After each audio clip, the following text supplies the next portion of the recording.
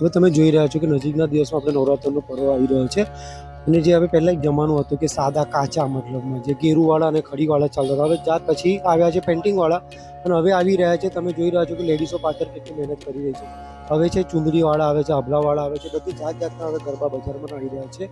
અને અમારામાં જે કહેવાય છે કે ગરબા નવરાત્રનો છે ને ગરબા જે ગરબી વગરનું નવરાત્ર બહુ અધૂરું હોય છે. એમાં અમે છે ને 27 છિદ્રો પાડતા હોય છે પહેલાંના જમાના પ્રમાણે.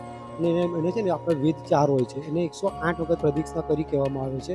હવે અમે ડિઝાઇન પણ એવી રીતે જ કરતા હોય છે કે 108 મતલબમાં કરતા હોય છે, એવી રીતે બ્રહ્માની પ્રદક્ષિણા કરી કહેવામાં આવે છે. હા, અમે છે ને લગભગ 800 થી 1000ની ઉપર નંગ બનાવેલા છે. અમારા લેડીઝોને એક ગરબો તૈયાર થતાં લગભગ 2.5 થી 3 કલાક લાગે છે. અને આ વખતે ઘણું વેચાણ બી સારું છે.